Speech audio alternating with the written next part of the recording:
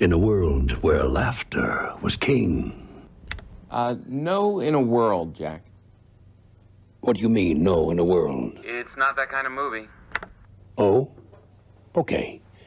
In a land that... No in a land either. In a time... Nah, I don't think so. In a land before time. It's about a comedian, Jack. One man. No. When your life is no longer your own. What does that mean? When everything you know is wrong. That's wrong. In an outpost. No. On the edge of space. There's no space. A girl. No. Two girls. No. Now. No. More than ever. Stop it. A renegade cop. I hate you. A robot renegade cop. You're fired. You're fired. No, you're actually fired. I'm fired. Get out of the booth, Jack. No, I like it in here.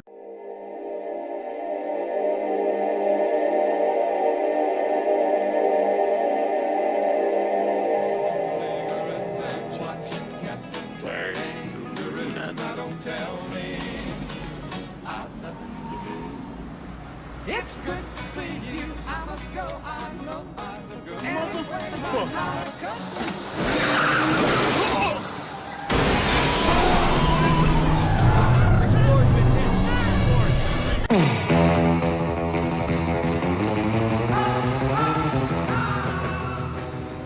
Hold him. Now you listen to me, you hillbilly punk who thinks the world's still round. I'm here to tell you it's not. It's flat.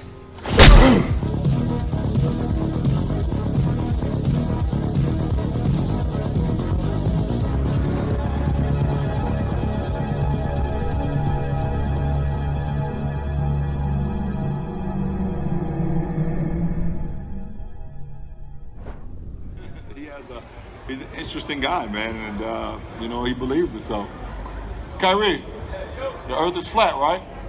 Yeah. Yeah. Yeah. So, whatever. That's news. That's news. Here we go.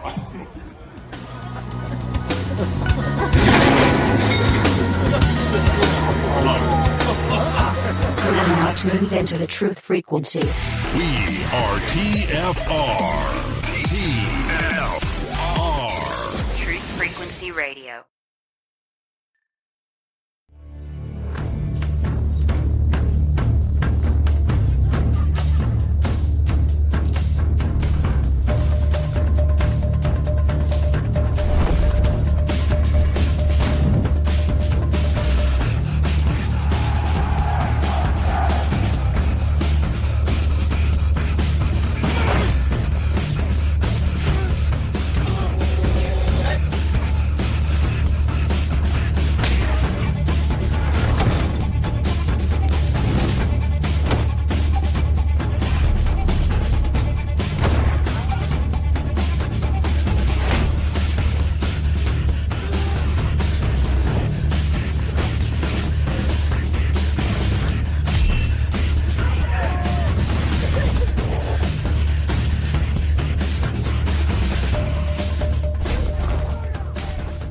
Broadcasting to you straight from a large spaceship, currently winning the war with the mainstream scientific community. Meanwhile, the peanut gallery is stocking up on ice cubes since the announcement of NASA's new space laser that will track the melting ice, and I always thought you used lasers to melt the ice? Hello, everyone, and welcome to Strange World, where the truth is often stranger than fiction. I'm your host, Mark Sargent, the creator of Flat Earth Clues, which propose that all of us are living inside a Truman Show enclosed structure thousands of miles wide. Check it out at enclosedworld.com or just Google Flat Earth Clues. If you can't find it, you're not very good at the internet. For those of you listening to this on YouTube, you want to hear the show live as it happens, please go to Truth Frequency Radio for the latest schedule. Currently, the show is on Tuesday nights at 7 Pacific, 10 Eastern. And, Caroline, if it is not September 11th, 2018, then you're listening to a rerun. Quote of the day from the Peanut Gallery goes a little something like this. The public have an insatiable curiosity to know everything except what is worth knowing. That was from Oscar Wilde, not some Greek guy. The Mark Sargent 2018 Flat Earth Challenge is still in effect. This is my personal declaration of war from Flat Earth against mainstream science. I, Mark Sargent, hereby put forth a challenge to any university, foreign or domestic, to loan me a NASA-approved, self-contained spacesuit, put me in a vacuum chamber, and pull the switch. Tell me how it works. For more information on this, please check out Flat Earth Clues 13, The Lost Nail. Tonight is going to be a call-in show, and I will give out the number before we go into general announcements. The numbers, of course, are 213-233-3998. That's 213-233-3998. Please call just to say hi or whatever. Don't be nervous. Just call me. Just you and me talking about whatever.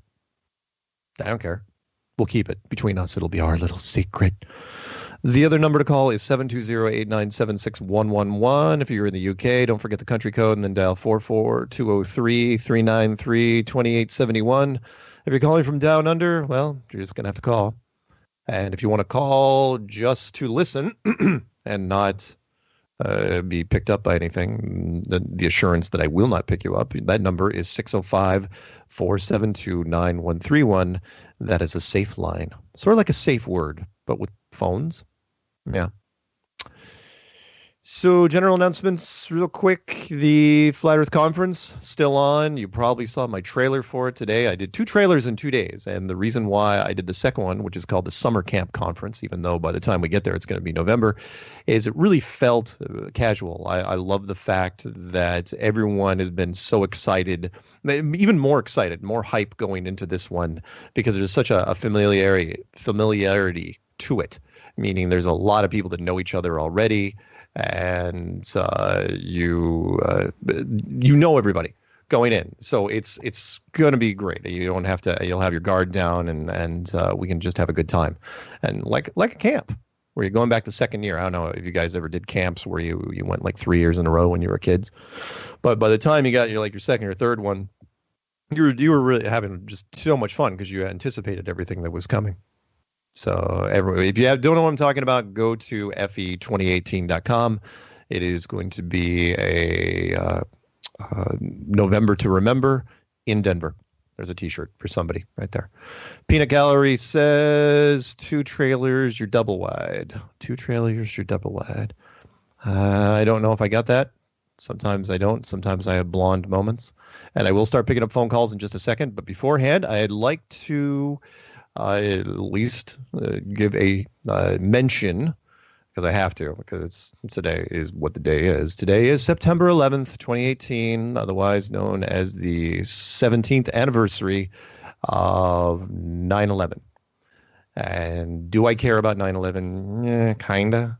But since I'm a conspiracy guy, my opinion on it is as follows. 9/11 is absolutely, positively not what it appeared to be. And if you have any doubt of this, ask anyone that comes at you and says, "Oh, 9/11 was one of the great American tragedies, like Pearl Harbor, or 3,000 people died, like Pearl Harbor." I go, "Really?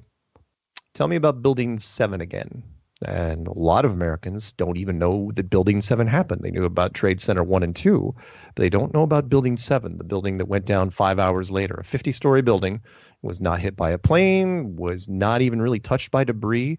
A fire mysteriously started in the basement, burned for several hours, and then in the late afternoon, the building, a 50-story building, just gave up its entire will to live. It didn't slough off. The fire didn't creep all the way up to the top.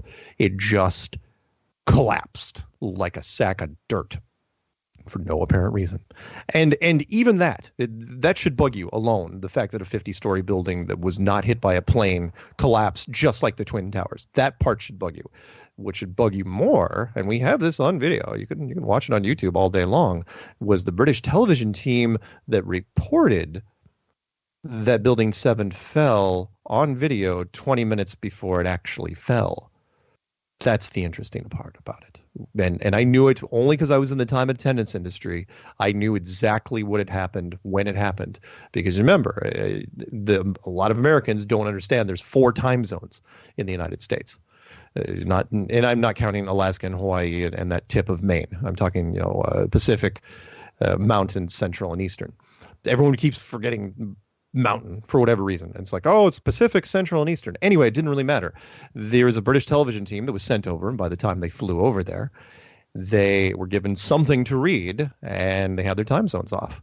And so when they were supposed to read 40 minutes after it collapsed, they ended up reading it 40 or 20 minutes before it collapsed. And it's right there. I mean, it's actually still smoldering, still standing behind her. They didn't even bother to look. The camera people didn't even bother to look. It's like, oh, yeah, it's collapsed. It's like, what are you talking about? It's right there. It's right behind you. But by then, the entire island had cleared out, and nobody even noticed. And then, who was it? Oh boy, one of the girls from The View. Not Roseanne, the other one. Crap. One of the women from The View actually mentioned Building 7, and she was thrown off The View for like 3 years because of it. Seriously, you can shut anybody up. Just ask them. Okay, fine. You think 9/11 actually happened the way it did? Tell me about Building 7. Just tell me. Tell me how it happened. Tell me how Building 7 happened. And let's see. The original Building 7 was 47 stories tall. Yeah, I know. I'm rounding up to 50. So there you go. Okay, we're going to get to calls in just a second. I'm just checking the messages from Rosie O'Donnell. Yes, thank you, Peanut Gallery. Whew, totally forgot about that. And because you said there were 2 more trailers, so it's a double line. What's your name? Ignore. Oh, I get it. Sorry, guys.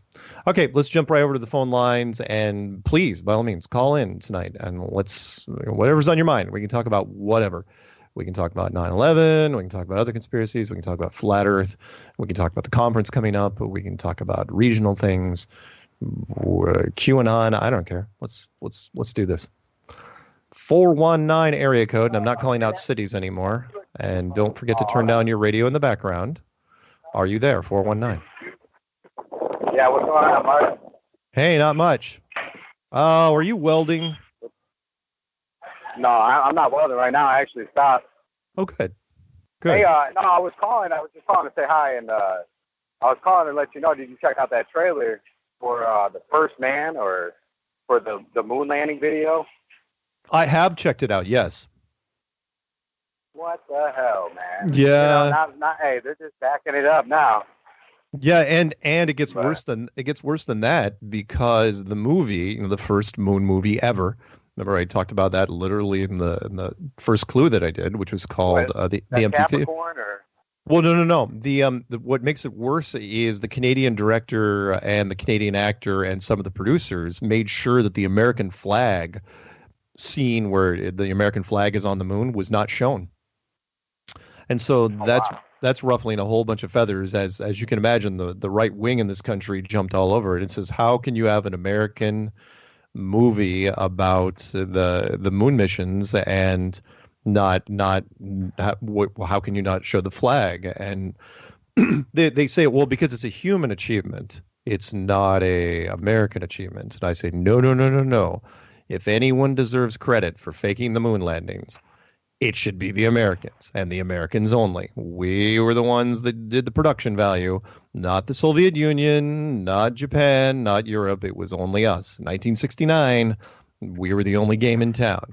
So if you're gonna point fingers at anybody, point fingers at us. Don't go in and what are you gonna do next? Just fly the UN flag and say, oh, we meant to fly the UN flag, whatever. No, you didn't. We would have not. I just thought of that, and I seen it today, and I was like, man, I always listen to the show anyways, but I gotta listen to the beginning again and write down the just calling number again. Like, I thought I had the right number, but that's all right. That's all right. But I appreciate you taking my call, man, and you have a great night. And, all right, you too. Don't hurt yourself welding. All right, thank you, sir. Have a good night. All right, bye-bye. All right, let's jump right over to, and you guys can check that out. You know what we're talking about. The movie is called First Man, starring Ryan Gosling, Canadian, and it's the life of Neil Armstrong. It's basically a reboot of The Right Stuff from 1983, but they're only focusing on one astronaut instead of the entire Apollo program. And if you haven't seen The Right Stuff, that's really what it follows, is the entire Apollo recruiting program, plus a little side road with Chuck Yeager. And I don't think they actually covered Chuck Yeager in this one. So let's jump over to 214 area code. 214, you're on with Strange World. What are we talking about? Well, first off, I want to say I really dig the intro music. Man, that is just, every time I start to tune in and hear that, I just really, it's kind of starting to really kind of wear grows on me. I love it. So, it is. Yeah, it grows on me. Yeah, I can tell you what it is. It is from the latest King Arthur movie, and you can look it up on YouTube. The full version's out there. It's called Londinium. Londonium, Londinium, and it was part of a Guy Ritchie movie, and not a lot of people saw it, but I watch just about any King Arthur movie that comes out, and it was kind of the legend of the sword and that whole thing, and there was this little montage in the beginning of how he went from I'm sorry, I forgot to turn off my sounds. Give me 1 second. Sounds mute. Okay. It covers a little montage of how he went from like age 6 to age 21 on the streets, how that Arthur actually lived in obscurity. He started out poor, became kind of a hustler, and got his street smarts. And there was this montage that went through all that, and it was really cool. It was like a couple minutes, and the song just was great. I love the beat, the track. It felt kind of like a cross between a boat drum and some of the music with the violins that they used in the Sherlock Holmes movies with Robert Downey Jr. So anyway, if you check it out, it's called Londinium. So anyway, there you go. What's on your mind? No, like I say, I love it. That's a great song. So, and I want to just talk about, a couple of things. The first, naturally, is the 9/11. And fortunately, everybody in this community is a Christian. So I hope everybody pays their respects or says a prayer for the people that's lost their lives because of the trade centers and the false flag of the trade centers and the wars that followed that was predicated on that. And, you were talking about Building 7. I just did an interview with a 28-year retired firefighter there in Northern California. And, my channel is Snafu Radio on Real.video. I'm going to upload it. I've also did a couple more paid homage to the 9/11 victims this morning. So, when I saw it and saw people jumping out the windows to their death, it just really, my heart just sank, Sure. It was shocking to most people. And I think that's part of this, the cognitive dissonance threshold that, people have a hard time dealing with. But also right before that building fell, they had a guy come on and said, talking to the news saying we're going to pull the building. Yeah. And that's a demolition term. Yeah, it absolutely is a demolition term. And you're absolutely right. And people don't know. And put two things there real quick. First is it's amazing, because there's not that many demolition teams in the country, because how many times do you have to take down buildings? It's surprising how quiet those demolition teams were. Because any guy that's in demolition, look, I've dealt a lot with explosives over my years, and I know to tell you right now that it takes weeks to set up a controlled demolition on even a 20-story building. It takes weeks. You have to clear everything out, drill the holes. It takes time to do. It's not something like, when he said, "Oh yeah, we're going to pull the building," I remember what you're talking about. And you can look it up by that name on YouTube. It's like no. That means that the charges were already in place a long time ago, and then they just, for whatever reason, they were kind of hedging. It's like, oh, okay, well, the island's evacuated. Let's pull it. Really? Either that or you say that, oh, a whole bunch of buildings already have charges installed just in case. It's like, why would you do that anyway? So, yeah, it's ridiculous. Yeah.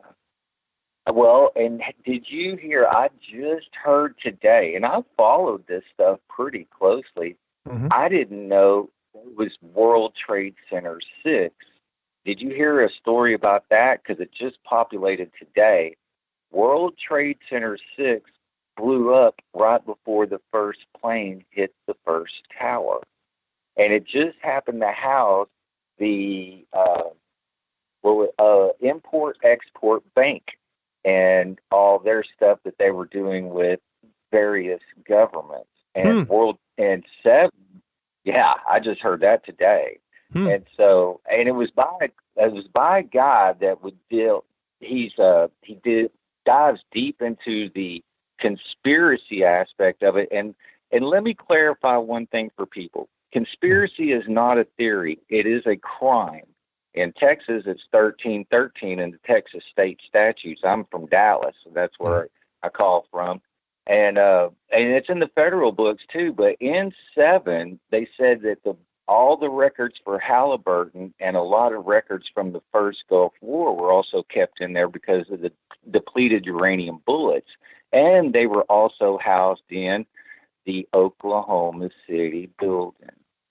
So that was just, And Oklahoma City also housed the evidence from Waco and the Rose Law Firm from the Clintons on their Whitewater stuff. Wow. So when they blew up Oklahoma City, and the reason I know that is because I've interviewed a guy that was an ex-CIA operative, black ops operator, that was offered $1 million to blow it up. He refused to do it. They planned him with evidence and threw him in the federal prison right alongside Timothy McVeigh for 2.5 years. And he had to wait 22 years for a lot of people to die before he could come out and write the book.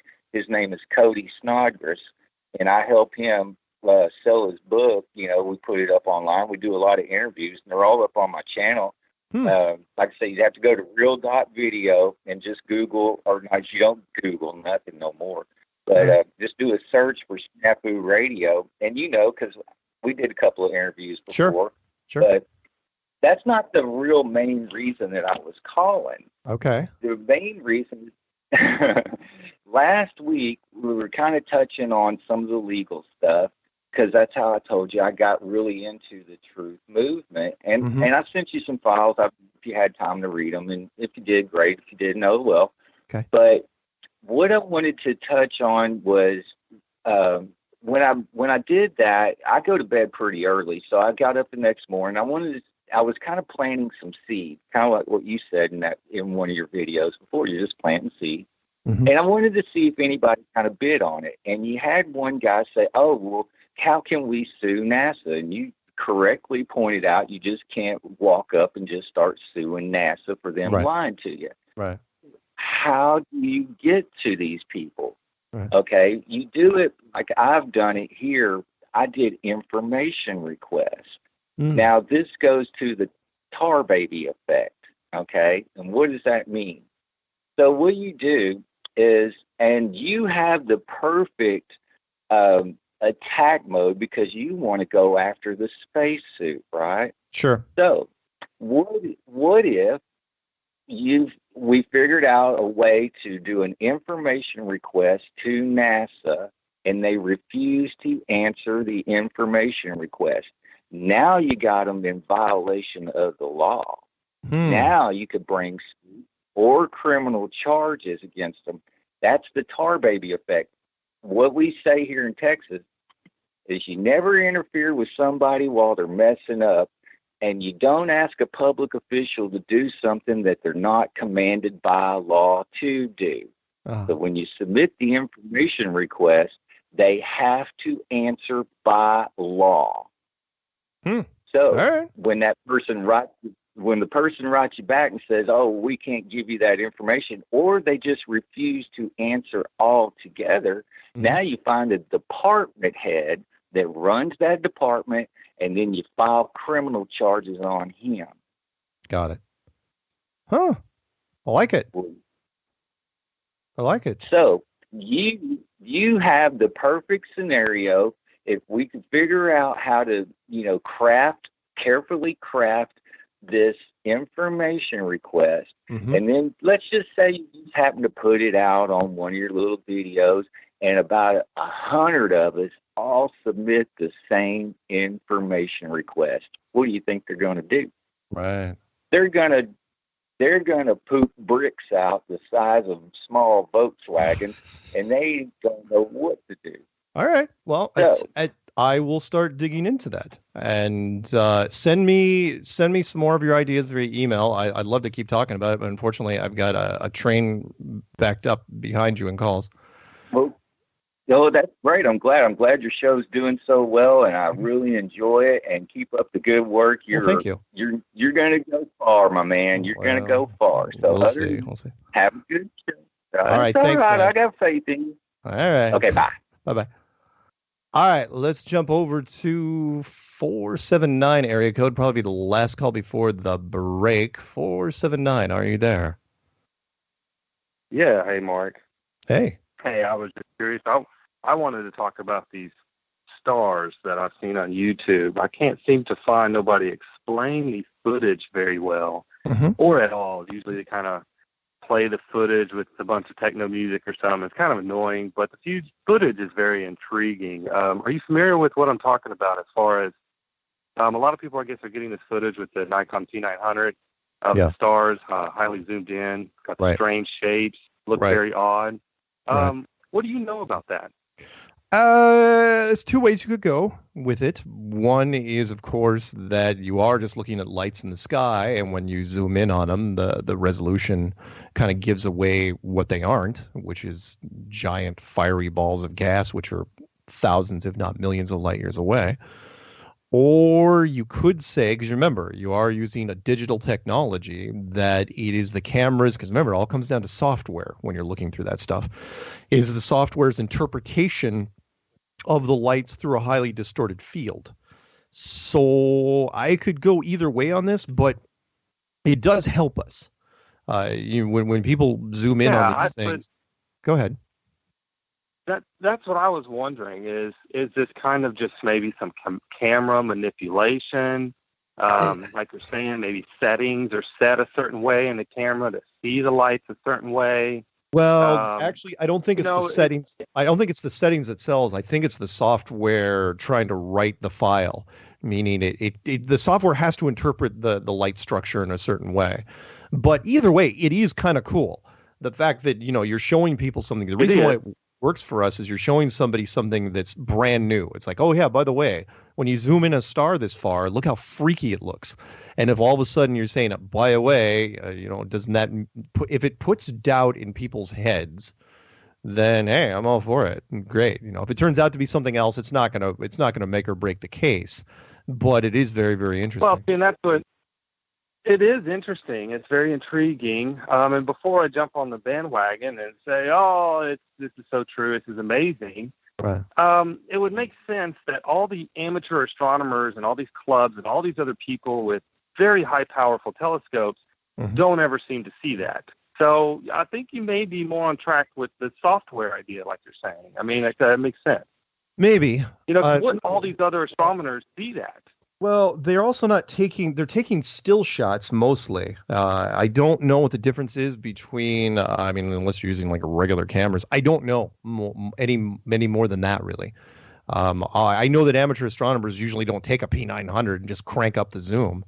It doesn't happen very often. Most of the time, they're just looking through telescopes, and 90% of the time, they're not even photographing it. They're just looking at it. And, they rely on the really details. This is where it gets fun. They rely on the really detailed images to come from NASA. So I hate to do this to you. You've got like 20 seconds till we go to music. Any shout outs you want to give? Shout out to my wife. I love her very much. I appreciate it, man. That's the safe answer. Nice. All right, man. Have a good night. Bye. Okay, bye-bye. All right. We are going to go to break in just a minute. Phone number to call in, of course, is 213-233-3998. I will pick up 303 after that, probably 334-864-479-937-510. We'll get there. Don't worry, guys. I can probably pick up 303 after we get back.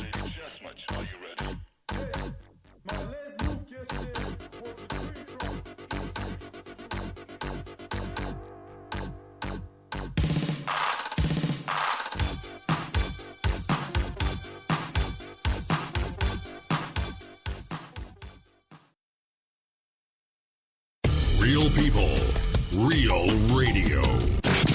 Wherever you are, make it TFR. Truth Frequency Radio.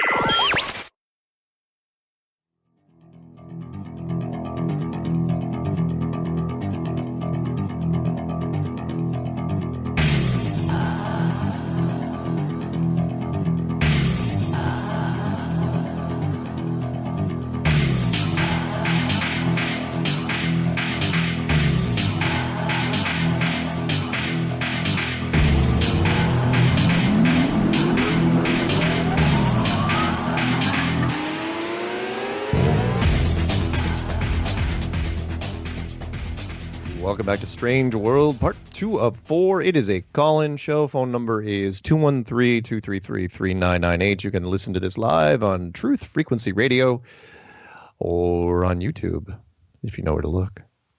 All right, let's pick up 303 area code, then we'll kind of pick around after that.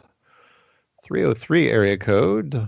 What is going on? You're on with Strange World right now. Hey, thanks, Mark. Tony from Denver. Hey, what's happening? What I want to do first is give a quote for Peanut Gallery. Okay, go ahead.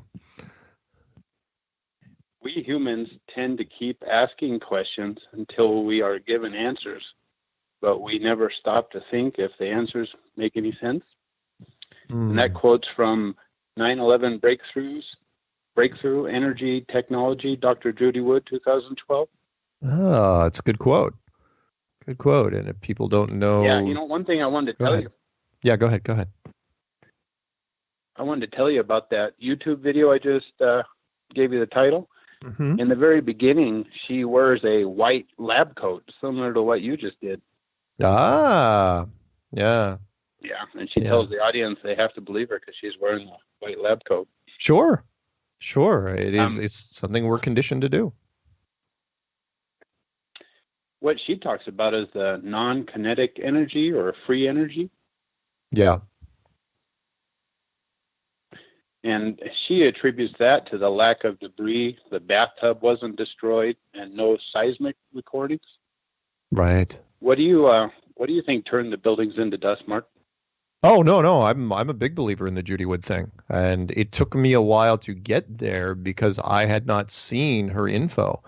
But it did make sense because there was, if people don't know what we're talking about here, the debris that fell from these two massive towers was pulverized. It didn't slough off in big chunks like it really should have. It literally turned into these massive clouds of dust that filled the entire city. And it was Dr. Judy Wood that came along later after analyzing all the video evidence. She's going, look, there was some type of energy weapon that was used. And when you watch her presentations, it's fascinating. I would have scoffed at it initially when I first saw it, but then I would have scoffed at anyone that said there were no planes. I initially had said that this operation was a soup sandwich. It was absolute trash. And the longer I stared at it, the more I realized they had a lot of stuff going on. I mean, simultaneous things were happening here, and it was actually pretty slick by the time it was done. Some of those planes you were talking about, they were in the air for 2 hours, and Right. the military jets, they didn't know where to go because one of a number of conflicting and overlapping war game exercises were taking place. Right. There was a Northern Vigilance, an Air Force plan, or the Air Force planes were sent to Canada and Alaska, and they were practicing for a Russia attack that day. Right. And then there was a Vigilant Guardian, which was false radar blips on the East Coast. Yeah. And then Vigilant Warrior, which was a live fly hijack drill at the same time. Yeah. If 9/11 war games, what does it mean when simultaneously carried out events happen at the same exact time and place where the real events are being carried out? Right. No, I know what you mean. I think of it like that. Yeah. It was a very probably over-prepared scenario where they didn't even need that plane up at Flight 93. They didn't even need to fake that thing up there. It was totally fine. It would have been perfectly fine with the two towers and the Pentagon. But they overkilled it for whatever reason. I don't know why. You stage your thing up with Flight 93, and then you do Building 7, but it was very, very elaborate, and I will give them that. It took a lot of planning to get that thing to go. What do you think, Mark, of predictive programming? One of my favorite shows was the X-Files before I found out about Flat Earth. Of course. After that, there was the The A lone gunman, yeah. And they had 4 games in Area 12D. Yep. I've seen that episode quite a few times. The episode isn't very good, but the fact that it talked about the flying planes into the towers years beforehand, pretty slick. Yeah, your government said no one could have ever predicted the events of 9/11. Is that a lie? Well, of course it's a lie. Predictive programming. Heck, if you're going to go that far, why don't we go to the Illuminati cards, where there's a flat Earth card in there? There's no reason, out of all the cards, the hundreds of cards that are in the Illuminati deck from the mid-90s, why there should be a flat Earth card in there that actually has text that reads, and I quote, because I've seen it. I've seen the card myself. I owned one before I gave it to Patricia Steer. It says, "People laugh, but the flat earthers know something." I have a quote for you, by the way, from the Peanut Gallery, who listened to you. He said, "Believe nothing, no matter where you read it or who said it, no matter if I have said it, unless it agrees with your own reason and your own common sense." And that's from Buddha. Well, thanks, Peanut Gallery, and thanks, Mark, for taking my call. Oh, yeah. I'm Happy to do your it. show finally fell on 9/11. It's fun to call in and talk about. Well, thank you, and you have a good rest of your evening, okay? Thank you. Okay, bye-bye. All right, let's jump over to 334 area code. 334, you are unmuted and live with Strange World. Sorry you had to wait so long. Hey, Mark, this is James. How you doing? I'm doing well. Can't really complain. How's it going? All right, good deal. Doing good, man. Just gonna ask you. I'm not a flat earther. Oh, okay. But I listen to both sides. Sure. I was gonna ask you what was your theory in regards to satellites? How do you think they work if it's not the way they are proposed to do work? There's two schools of thought here. One, do I think there's stuff flying around up there? Yes, I do. Do I think these things that are flying up there are placed by rockets? No, I don't. And that is because I have watched way too much footage, very, very good footage, by the way, of the NASA high altitude balloon projects where they're not shy. I mean, they will launch their own satellites. I mean, we're talking pennies. Like a penny on the dollar to launch, and we're talking big payloads, way bigger than they could ever do with a rocket. Stuff upwards of 4 tons, which is amazing. Using, I think they use hydrogen for more lift with these giant weather balloons. And there's this great shot of one it's full 4 tons, and they did it on a windy day, and they launched it by crane, and it caught a gust, and it took out an SUV sideways like it was a toy. Because an SUV only weighs about a ton and a half. This thing was like 4 tons. Yeah. Had speed. Yeah. I've seen the but the other thing, which if you listen to my show, you probably heard it a few times, which is if you want to have fun, you think there's satellites up there, get a pair of night vision binoculars. And it doesn't really matter which ones you buy. I mean, I use Night Owl, but you can use, and you don't have to spend money on Gen 2 and Gen 3. Gen 1 is just fine. But go out and take a pair of night vision binoculars and start looking at the sky and tell me what you see. Because at first glance, you'll say, oh, yeah, there's a whole bunch of satellites there.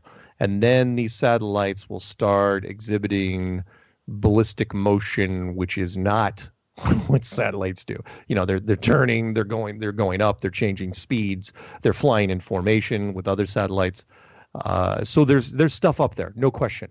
Do I think most of it is us? Okay. No, I don't. Not a chance. And same with the ISS. I think there's something flying up there that's called the ISS, that they named the ISS? Sure. Do I think there's people on it? No way.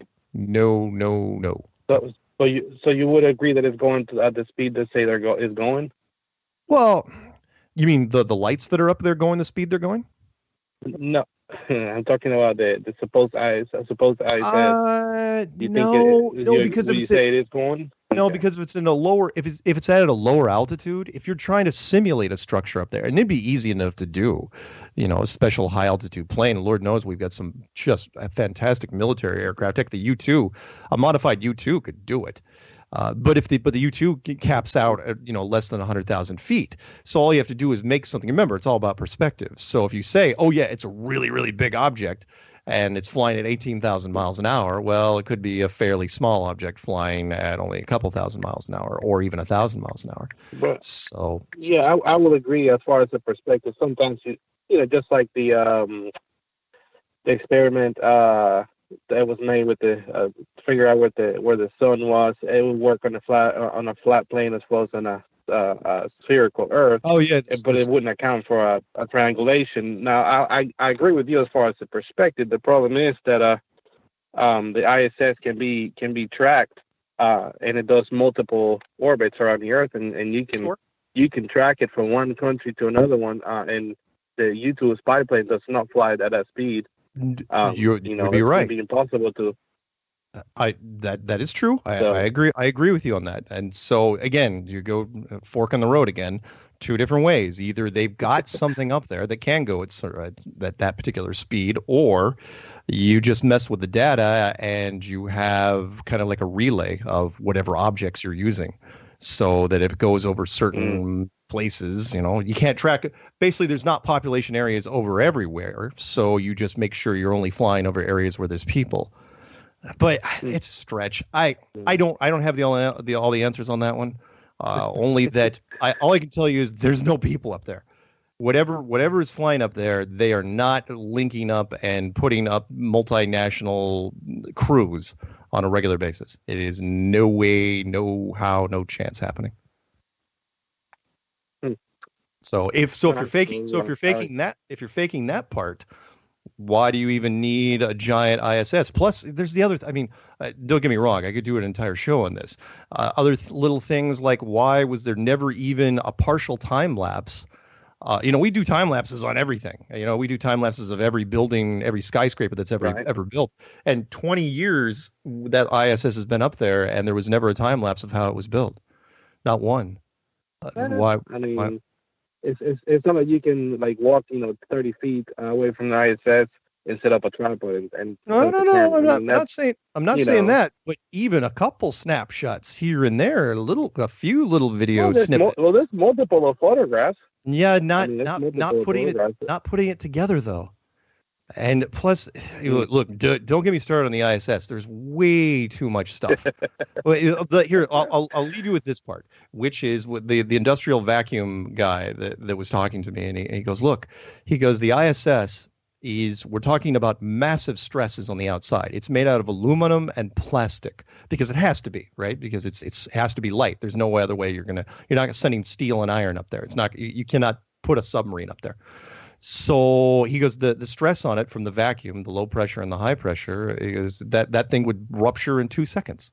So why isn't it? How is this thing surviving? It can't. Well, the same reason a tire on a car can stay inflated. There's plenty of pressure pushing from the inside out. Yeah. Okay. Put it this way. You can. Well, put it this way. You can pressurize a Coke can. But if you try to squish it, this structural, integrity doesn't sustain as much pressure as if it was from the inside. So if we're sitting at a vacuum, then all the pressure is from the inside out. It's just like with a balloon, Put a balloon, and you can look these up all day long online. Put anything in a vacuum chamber. There's a big difference between high pressure and low pressure, and high pressure and no pressure. But as you watch as many videos as you want of things that are put in these little vacuum chambers, they all detonate. They all turn into just a horrible mess. And one more thing, which is, even if you are going to save, kind of like a tar tire, and that totally plays into my hands, which is, tell me how a spacesuit works. If you can even convince me, which you can't, that the ISS can structurally happen, how does a spacesuit work? How does a spacesuit not turn into a basketball and become a parade float? And how do they move their arms and legs and fingers? The pressure difference on any soft structure would turn it tight. It would turn it into a snare drum. And yet we see the exact opposite. They have no problems moving this suit around. It's like there's no air in it at all. So I have yet to find me anyone that could even tell me what's in that backpack that keeps that thing from being pressurized. And if you can tell me now, great. Tell me how it was done in 1969. Doesn't exist. The technology's not there. I mean, well, you've heard it. I'm not going to say it again, but it's obviously multiple layers and stuff, and the articulations are made in such a way. A car tire has layers. Volleyballs have layers. Layers aren't going to stop you. Only a hard shell. Only a hard shell, which is why divers can only go so far before they have to go into one of those heavy steel things and submarines. You're talking about a diver. We're talking about negative pressure. A diver, you're dealing with both pressure of the water in. Both ways. It does not. It's different. Oh my God! Yes, it does. It absolutely works both ways. Well, yeah.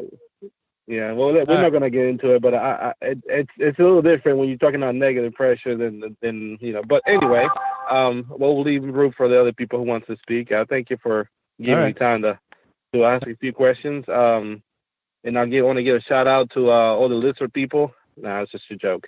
But once again, thank you for your time, Mark. Right. Thank you. All right, so let's move on to 864 area code. 864, you're on the Strange World.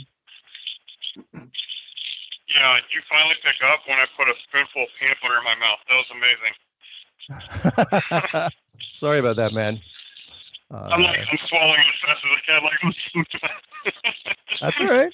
Wow, I think that's the first troll I've ever heard on Strange World. No. He wasn't a troll. Officially, a troll would just come at me with insults. He had legitimate questions. But at the same time, look, these are... Yeah, but he's making excuses for himself.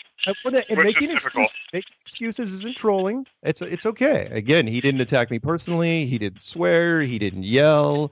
I don't mind things like that because these are questions. Okay, I'm sorry. A highly still indoctrinated person. How's that? Oh, okay. I mean, these are questions. Just so you know, you will hear on the street. Anyone that's doing street activism, you will hear those questions, and some that are way more aggressive than that. Which is he so desperately wants the ISS to happen, and it's like no. Sure. The ISS isn't going to happen. I was gone with the ISS the first time I saw the hairspray videos, where women, where they and space bubbles. And well, the hairspray was worse than that because hairspray went against everything that you would do technically. Technically, you guys don't understand here. For something like this, especially a military operation, you would have shaved heads. Nobody would have hair. They wouldn't have eyebrow hair. Right. They wouldn't have arm hair. They would use like a vacuum, because the filters. Oh yeah, because of the filters. It would be like a public swimming pool. And women with long hair would never be allowed to let their long hair just go like that. Never. You would pull your hair back at the very least. You would wear a hat. You would cut it off. That's what you would usually do. But they want to be more friendly with the astronauts. And so when they permed them to kind of simulate 0G, it's like I guess that would work, but it's somebody's going to figure it out eventually. So anyway. Yeah, and it's not very fluid. It's very stiff. Yeah, it's very stiff. Yeah. You could bounce a quarter off. So what I was calling about is, I kind of mentioned it to you a little bit earlier in the week. Is like if you do a search on, just look up suits and look up news on Google, and like ever since you put out the nail. Oh, the lost nail clue. Yeah. Yeah, the lost nail. It's been like there's been tons of different spacesuit stuff. There was one posted today by Fair Columnist that says spacesuit market provides an in-depth insight of sales, share, size, growth trends from now until 2021. Right. And you can pay. Hold on, I'll get down here. I just saw it. You can pay $3,500 to get this report. Wow. So you can pay $3,500 to find out what spacesuits are made of, what the trends are going to be from now until 2021. And it's just, they're making more money just out of the idea of a spacesuit. Right. It's ridiculous. Yeah. And, they talk about Neil Armstrong's spacesuit is falling apart, and the new spacesuit for India all of this stuff is just like all of a sudden in the last few weeks getting extremely, about the spacesuit. And I'm wondering if they're going to want to try to put you in the new, put me in a the suit? new Indian spacesuit. Oh, sure. I mean, the new Indian one, yeah. I am fully prepared to meet my untimely end in a vacuum chamber somewhere. That's the challenge, which is because there's no look here. The reason why, and I've said it before and I'll say it again, the reason why out of all the flat earth things, this is the one thing that I am absolutely 100% put it in a certificate you can frame sure on, is that I can't even think, not only can I not think of a technology then and now, whatever technology's in that backpack that can stop the vacuum of space, right? I can't think of make-believe, right? I can't even think of a make-believe technology to do it. There is no science fiction technology, and that is, look, a fabric container of air cannot survive in a vacuum, period. It is physics 101. Every child knows this. You blow a balloon up, it is tight. There's only so much you can do with it because high pressure and low pressure, it's trying to balance itself out. The suit cannot work the way it was shown. And we knew this. Again, look up the NASA videos when they were initially designing the suit. They knew this was not going to work. So they tried to come up with the hybrids with metallic and plastics. And at the last minute, it's like, you know what? Let's just go with the fabric suit. No one's going to notice. And it worked. It was flawless. And everybody glossed over it because the average person, of course it was. They study grammar, they study geography, they study social studies. The average person doesn't understand high pressure, low pressure. They don't. And it's like, look, we're not talking about just the whole thing about the first, travel to the moon in the first place. Like, They got the speed right, they got the trajectory right, they got the air pressures right, they got the protection right, they got the oxygen supply right, they got the technology to communicate back and forth between the Earth right. They got every single thing right in 1969. 1969. And it's just ridiculous that people just buy that, yeah. Yep. Ignore radiation shielding. Ignore the fact that there was intersecting shadows and there's no blast crater. There's no feats of strength. The fact that they brought cars up and they didn't show them how they were put together. Why did they need cars in the first place? Honest to God, they should have just landed. No one would have gotten out of that thing. They would have just taken right back off. No one. You're not walking around. You're not playing golf. It would have been an accomplishment, period. Yeah, it would have been an accomplishment. And you're went back. You just kept going as fast as as humanly possible. You just kept going until you were bored, and then you called it quits in 1972 and took one picture, milked it for 43 years. No. Just the picture of the lunar module is it's ridiculous. It's an obscenity. Yeah. And that's why I always show that, like it used to be the last frame in my slides. But I've made it the first one because I'm like, I'm not going to get through the whole thing just to put the nail in the coffin. I'll put the nail in the coffin first, and then I'll start putting the dirt on it. So that's what I've been doing recently is, now when I show people my slideshow, I go straight to the lunar module, and I'm like, okay, look at this. Would you drive down the road in something like this?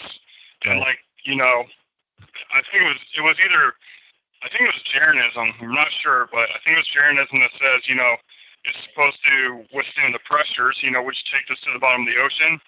And now I have a new one thanks to Karen B. Would you even let your children play on it like a jungle gym? No. Because it looks like it's going to fall apart any second. Right. Yeah, it's awful. It's absolutely terrible. Yeah, it's okay. Again, I don't mind. I run into people that will actually say, I run into more people that say, okay, the moon mission was a piece of trash, but the ISS, I'm going to hold on to that. That's like, why? Yeah, that's real. Yeah, because it's shot in HD. That's why you're holding on to it? Because HD does not help. No, it's because it's the now, right? Yeah, right. If you talk about like 1969, they can say, oh, well, we weren't there. It could possibly be fake. But of course, if you talk to someone who watched it on TV, there's no way you can tell them it was fake. Right. Just like right now, you can't tell people the ISS is fake. But yet, a decade from now, when the ISS story is squashed, people are going to be like, oh, yeah, we know that was just a story. We know it was fake because we've seen all the evidence, 10 years later. Right. I just think that's how it's going to play out. But I encourage everyone, listening to whatever the new major content is, just look in the news for something similar or reverse of that, and you'll see a bunch of news coming out that's trying to debunk what we're saying. Yep. It's amazing. Yep, I agree. You're changing the news, Mark. Good job. I don't know about that. We'll see. Hopefully, I can change as much as I can before I die in that chamber. All right, man. Hey, you have a good night, okay? All right, you too. Take care. Bye-bye. Bye-bye. All right, let's jump over. We're going to pick this guy up, and then we're going to tell him we're going to go to the break, all right? So 479 area code. Are you there? Yes. Hi, Mark. Randy from Bentonville. How are you? I'm good. Hey, we're going to break in like 20 seconds, so I'm going to put you back on mute, and then we'll pick you up as soon as we come back out, okay? Sounds good. Okay. All right, phone number to call in is 213-233-3998. That's 213-233-3998. And after we pick up 479, we'll try 937-510, 214, 231, 612. A lot of callers tonight. We'll try to get to them all. Don't go anywhere.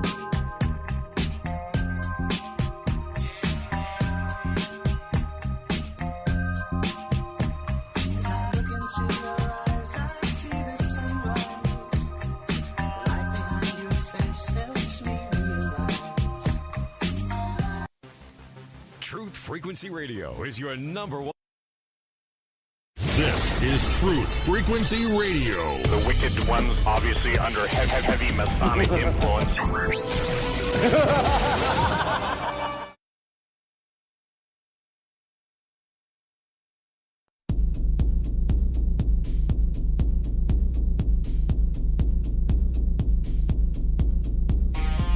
Major Kong. Primary target the ICBM complex at Laputa. Switch all receiver circuits to CRM discriminators. What's cooking on the threat board? Nothing. Alright, tell you what you better do, old buddy. You better give Elmo and Charlie a flash, man. Bump everything up to condition written. Stand by the call, okay? Major Kong. Hey, what about Major Kong? Clear and plain and coming through fine. What about It's great to be fine. What about Major Kong? What's happened? You see the string in my neck scarring. What about Major I Kong? never told you. Hey, what about Major Kong? Welcome back to Strange World Part 3 of 4. It's Colin Show, and we got them stacked and racked. Let's go back to 479 area code. 479, you're back with Strange World. What are we talking about? Hey, Mark. Randy from Bentonville. How are you? Hey, you know what? Can't complain, even though it's 9/11. I should be sad. That is true. A couple things I wanted to talk about tonight. First of all, thanks for making the promo for me for the Flat Earth meetup. Anyone who's listening in the 479 area, we're doing a meetup at Chipotle in Bentonville, Arkansas, 7 o'clock, September 29th. This could be the first meetup I've ever heard of that's actually in a Chipotle. So good for you. Yeah. Probably the first meetup in Arkansas as well. So I don't know. Very possible. Yes. Within you posted that promo, and this is another thing I wanted to talk about. And within 15 minutes, there was a guy from the town next to me that I graduated from, said, for sure he was coming. And then within an hour, I got an email, because my email is on the promo, from a guy in the other town. And he said, he was coming and he was bringing his friends. And I was like, it shocked me to think that there were actually that many flat earthers that were out there. Because, Bentonville's not that big of a town. It's only about 40,000 people. Right. The area, it's not a huge metropolitan area by any means. So the fact that if I was willing to hold a meetup and that many people were able to respond that quick, then, there's got to be something to it. They're out there. Oh, dude.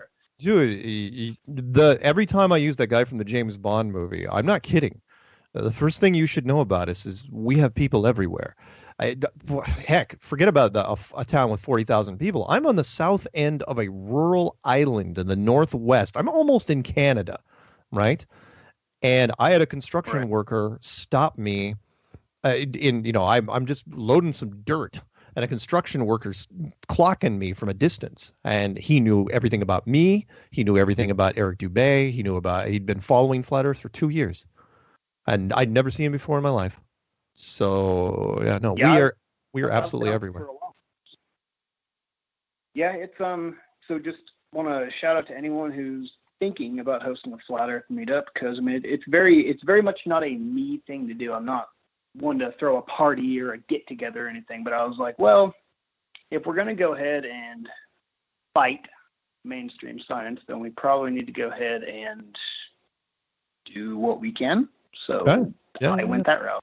Do you want to give? I even went so far as to hang out with the flyers. What's that? Go ahead. Do you want to give out your details since you're kind of promoting it? Why don't you give out the details real quick? When and what time? It is in Bentonville, Arkansas, at Chipotle on 2400 Southeast Walton Boulevard. Yeah. And it is going down September 29th at 7 p.m. Right on. Anyone in the Arkansas area, check that out. Go there and be peaceful and don't be shy about flat smacking some people. Oh no. And if anyone wants my information, it's on the promo that you put out. So all they have to do is Google that, and if they can't find that, they're probably not very good at the internet. Right on. So, right on. There's that, and so just shout out to anyone thinking about holding a meetup. If they want to go ahead and do it, coordinate through you or whoever, and just put yourself out there. Yeah, it is not hard to do a meetup. Literally, all you need is a place and a time, and you can send me. It's like, oh, we want to do it at this restaurant. I don't recommend sports bars because they're too noisy, and we tend to talk a lot as flat earthers. So, but yeah, send me the details, and I'll put a promo on my channel as long as I'm not too busy. And most of the time, I can crank one out pretty quickly because I've got templates now for just about every state and city, so I can do it. So, except for Arkansas, I didn't think I had one there. Cool. All right. And one more thing. Just last week, you were talking to someone about the Tower of Babylon. Right. And Babel. How they were trying to reach the heaven. Yeah. And I'd watched a Rob Skiba video not too long ago, and I had to go find the verse and everything. And they're taught in modern day Sunday school classes that they were building this tower because they were trying to build something great, build something to sit around and worship and just, look at what they had built. Right. But if you actually go digging through chapter and verse, it says in there that even God said that, hey, they will be able to do anything they want if he didn't put a stop to them. So their goal was to get to heaven, and even God acknowledged that, hey, if they keep doing it, they're gonna get to heaven. So how does that work on the globe? Exactly. A highly advanced technology, whoever this group was, wanted to make a shot, and they figured it out. They did all the math and said, you know what, we can build a structure. We can actually bridge the gap. And it's a short story in Genesis, but everybody knows the reference. And yeah, that's exactly what God said in the story, which was, oh yeah, they're gonna make it. We can't let that happen. Yes. So let's do a few things, and didn't take much to disperse them. But at the same time, the fact that they were that bold, that enthusiastic, is pretty impressive. And they were going to be able to do it. Yeah. How can you do it if it's an open space? You're absolutely right. Exactly. Well, that's all I've got for tonight. Thanks. Right. Appreciate it. Cool, then. All right. You have a good rest of your evening, and I will probably, I'll talk to you probably again before the meetup. Call in next week, and we'll promote it one more time. Will do, boss. Thanks a lot. All right. I'll see you. All right. Let's jump over to 937. 937, you're on with Strange World. That would be me. What's up? Hey, man. How's it going, buddy?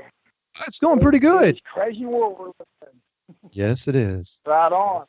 Right on. Yeah, I sent you an email. You read it the other day there, but I've got so much, man. But I'm going to narrow it down.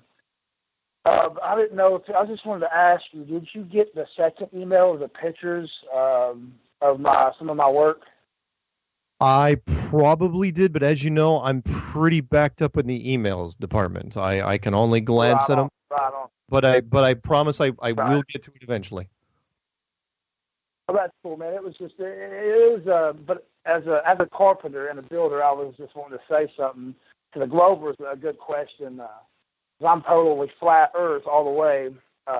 Right on. A simple square. A simple square. Right. All right. A seed square, like or framing square. Okay.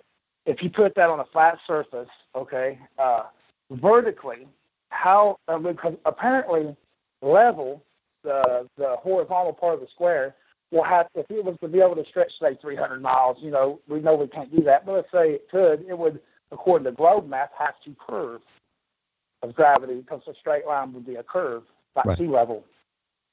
Well, how high would it have to go up before it curves?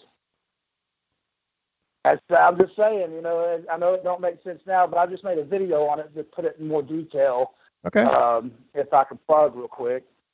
And I also wanted to ask you about this Jeranism video. It's pretty crazy, and then I'll let you go with that. But okay. All right, so there's a video I see on YouTube, and I wouldn't because I watch every. I get on there a couple hours in the evening and go through YouTube videos and check them out. Mm-hmm. There was a suggested video. Jeranism lost $1,000 bet. Oh, is that what the video was called? Was Jaron lost the $1,000 bet? Yes. And this guy supposedly could tell time with the moon.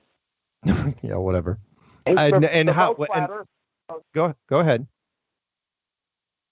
He's a flat earther too, and I was just wondering if you knew anything about that. I know nothing about it, but I'm a little more concerned that why would a flat earther bet Jaron $1,000 about something?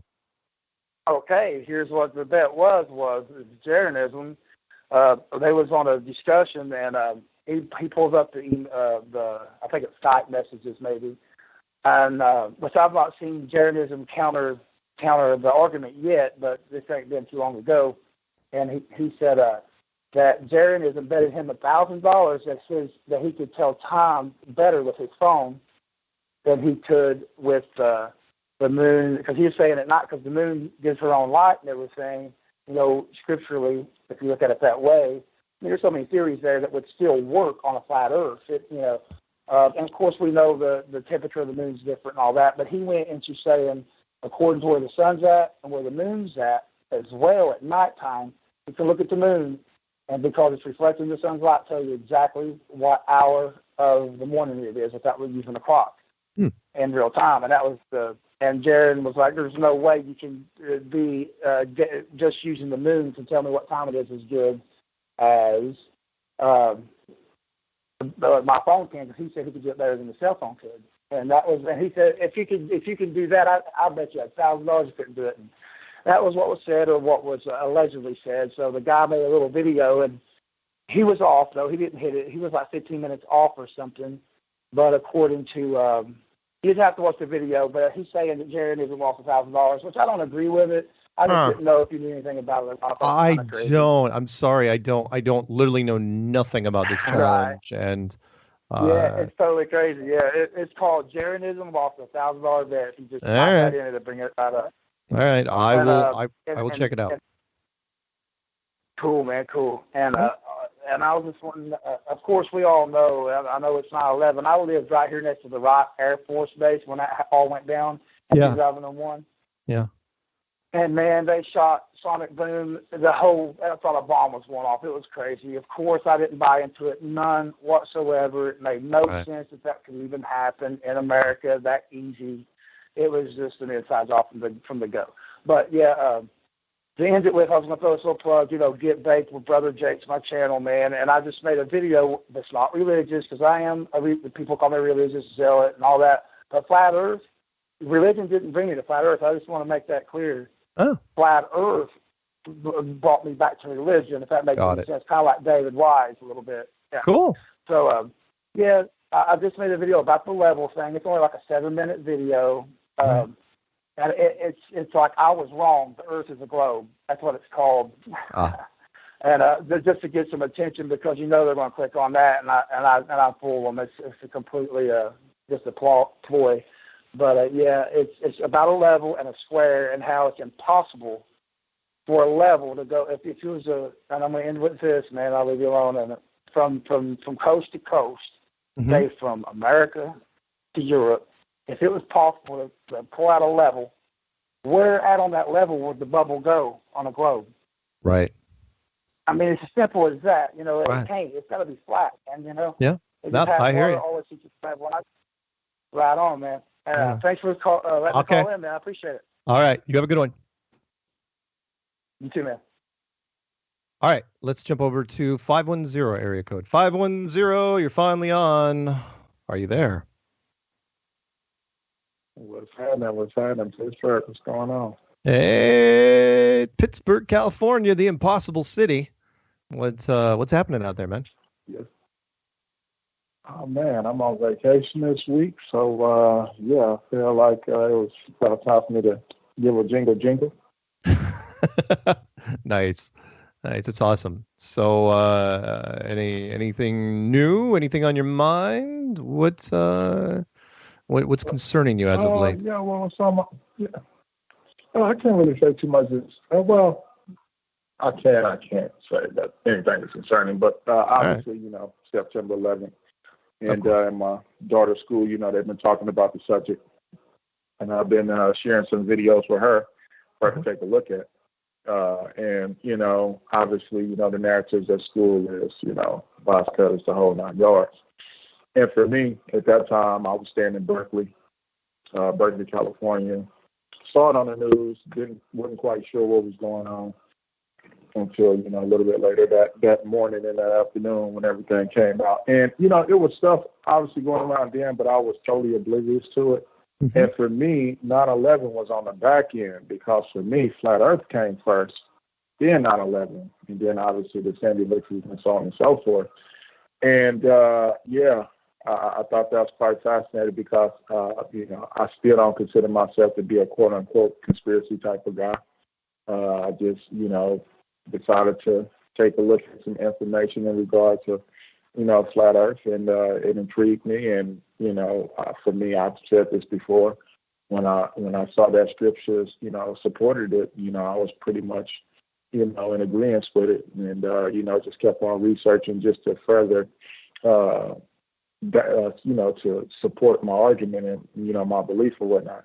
And I don't know, I can't tell you exactly whether it was a year from that time when I started to look at the whole 9/11. And, there's a lot of information, whistleblowers, so on and so forth. Judy Wood was very, very interesting. And have you ever heard about the lady, I think her name is Rebecca, the flight attendant, and her some of it, yes. In regards to how the protocol, if you haven't heard it the entirety, I think it'll be really good to listen to because she gets the narrative from what happened on the planes itself because, there was planes that was being flown that day. Sure. But she was like just the protocol and the way that it happened, like a lot of people, including myself, did not realize that 30,000 some feet, cell phones ain't supposed to work. Right. And then it was I believe they said it was a group of people in China who wanted to put that to the test. Right. And they only got, I think the highest they got was like 700 feet. Phones start working. So you got this huge gap between 700,000 feet, between 30,000 feet. You're telling me phone calls are being made. Right. And like she was saying that those planes didn't have upstairs and downstairs on them. And so for those who haven't heard it, her name is Rebecca, and it's on. You can find on the STG report. So, it's pretty much all over the place. But very, very, very fascinating stuff. But to that caller, like I said, he wasn't no troll. But what I find so interesting is that I really don't think people really understand the severity of how much you have to really be willing to research the information and the stuff that we're talking about. I mean, we say it all the time. I mean, you're talking about going against everything that you have been taught. And in order to go against something you've been taught, you have to look at it with a critical eye. you know, and like you said, he just explained to me the fabric suit in the vacuum of space. Right. And I'm pretty sure maybe he has, maybe he hasn't, but you have a vacuum expert guy who came on. Yeah. And was like, people don't understand that we can't even reach the magnitude of the negative tour that's even out in space. We can't even replicate that. No, you can't. So for people to sit there and act, so for people to get on and act like, oh no, it doesn't work like that. You're not understanding. You know, the submarine and the vacuum space, they're not a good comparison. They're not the same thing. It's like, and fine. I'll even say, fine. You want to take the submarine, the other side of it out. That's fine. But because a lot of people, the only answer, I'm not kidding, the only answer anyone has ever given me, and it's not very often, is layers. And I go, okay, fine. The layers get compressed instantly. You know, I don't care if you have 20 different layers. If they're all less than a millimeter thick, it doesn't make any difference. They all compress into one, and fine, you've got 1/2 inch or 3/4 inch of fabric. It just becomes, you might as well just have a 3/4 inch thick of leather.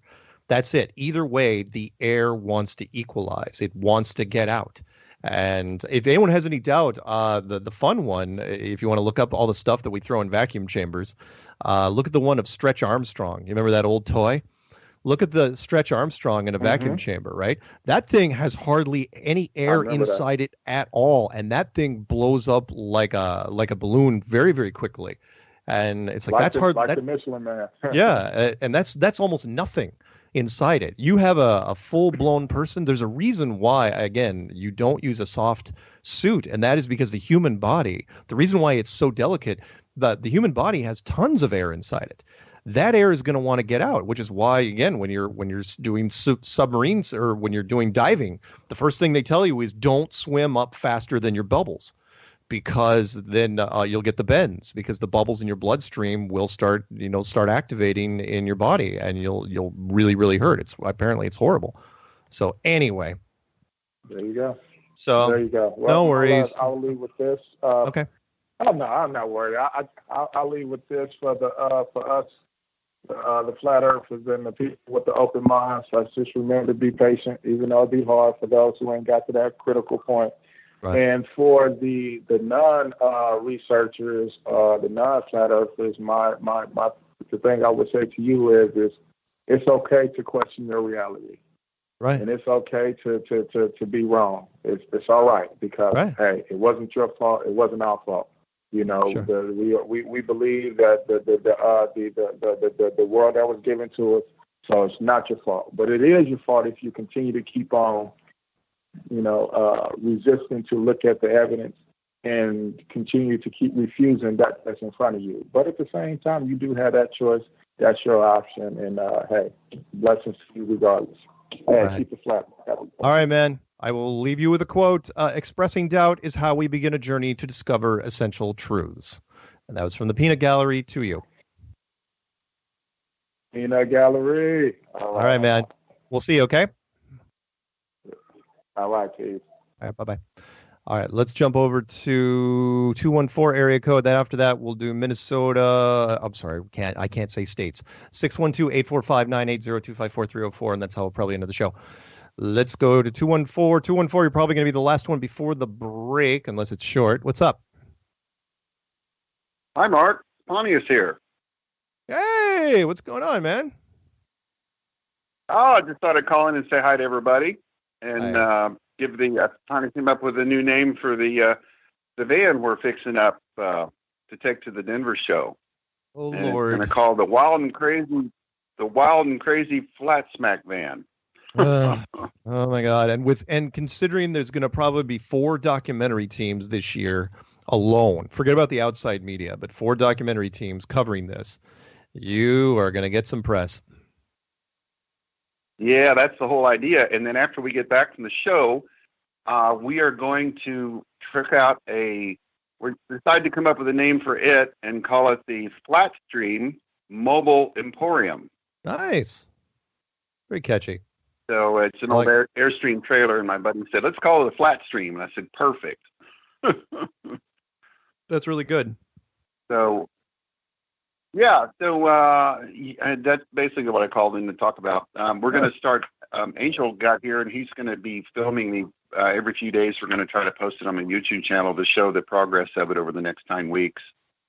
But I'm really excited about the project, and then I have a killer website designer contacted me, and that's going to set up a new website, really awesome with lots of new stuff. So that'll be coming up soon.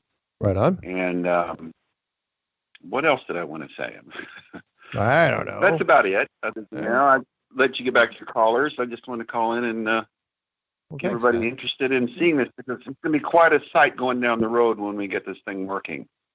Yeah, it should be a lot of fun. Can't wait.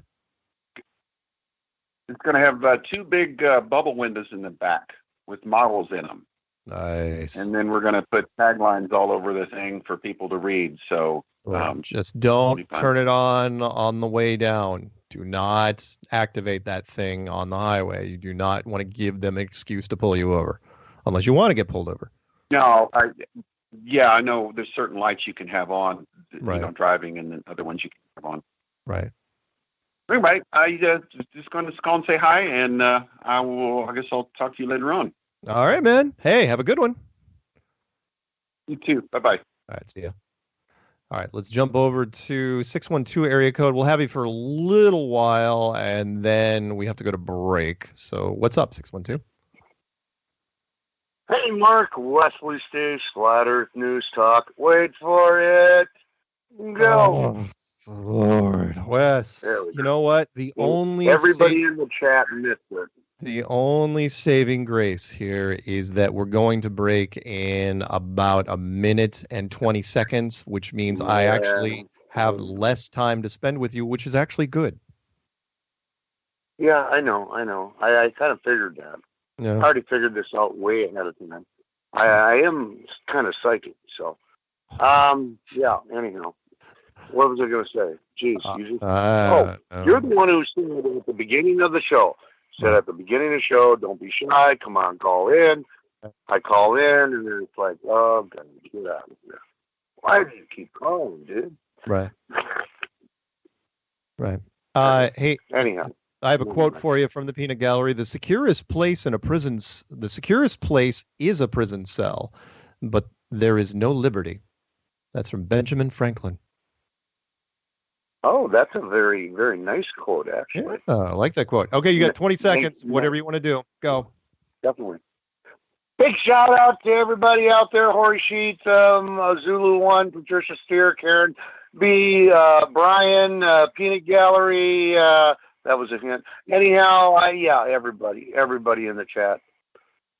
We had fun. Horry Sheets. We followed Horry Sheets. If anyone hasn't seen it, you can only see it on my channel. I went and I followed Horry Sheets as he was flat smacking on You Now last night, really early in the morning. So you want some laughs? There's the music, by the way. Oh, look at that. Right into it. Hey, we'll be right back with Strange World.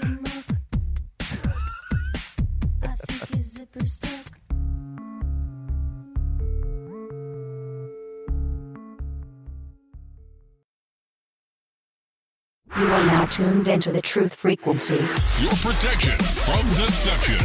TFR. Truth Frequency Radio.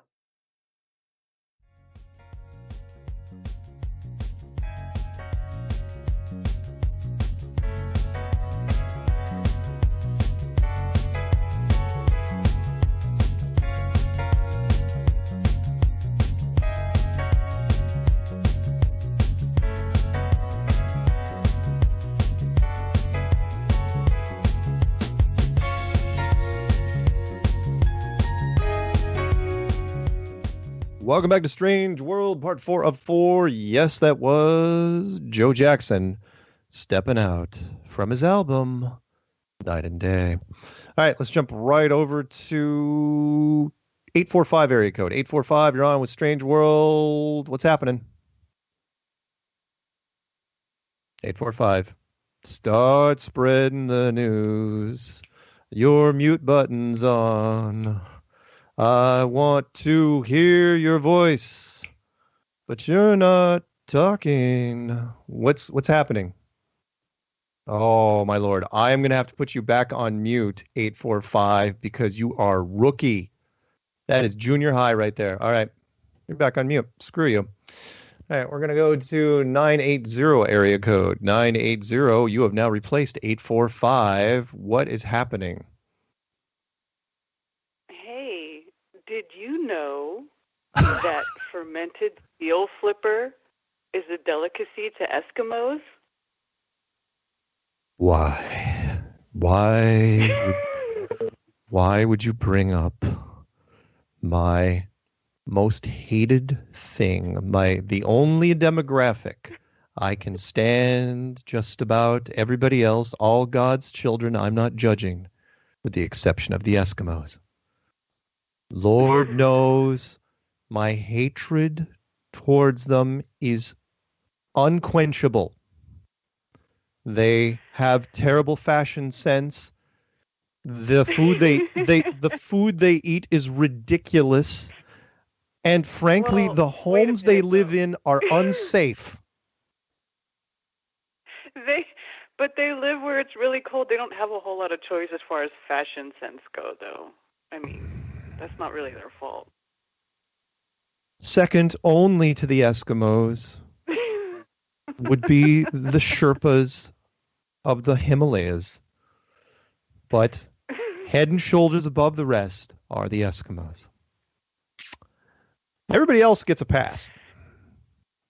But thank you for bringing up such a painful subject. My father actually died on a whaling ship years ago that ran into a giant Eskimo canoe. Not serious. Stop it. So let me tell you, the pain that I feel is visceral.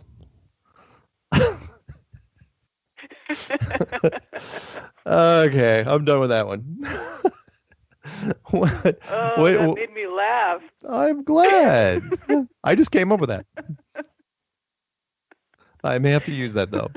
And I still don't know, by the way, what happened to New York. As you know, I was actually singing to him, and he still didn't pick up. I don't know. I don't know what happened to New York. Whatever. He's still on there. That's the weird part. He's still there. I mean, I could technically, I think I could bring him in on this call. If I unclick his thing and I say, hey, you're on with Mark and Karen B, and he starts talking. These vagabond shoes. Hey. I don't know what the hell, man. I wasn't muted. I was talking. Wow, I actually get a 2-for-1. This is the first. I have not really brought in two callers simultaneously because I'm worried that they might know each other and or interact poorly. But I don't know about you guys, but I'm really liking this three-way. That's a quote. That's a quote right there. That's awesome. Oh man! Like you would say that. Awesome. You would say that really between. You would say that between like big swigs of tequila. I don't know about you, but yeah. I'm really liking this three-way. I'm in. Oh, that's awesome. Oh no, you guys are great. I love you both. Oh, love you both. We love you too. Or I love you anyway. I can't speak to Mark. Yeah, okay. It's kind of hot man love. Oh man, IFCA way, but you know. There you go. Are you getting destroyed by this hurricane, Karen, yet? No, not yet. I mean, I'm pretty far inland, so I think I'll be okay, but I don't know. People are talking it up real big now. Now I'm not so sure, but but I don't live anywhere where it's in a floodplain or anything like that, so. Oh, okay, good. I just hope the big trees fall down. Right. Cool. Yeah, no, I just thought it was ironic because we've been talking about Judy Wood tonight, everybody calling in, and there absolutely was a hurricane off the coast of New York City on 9/11. It's listed on NOAA. It's the craziest thing.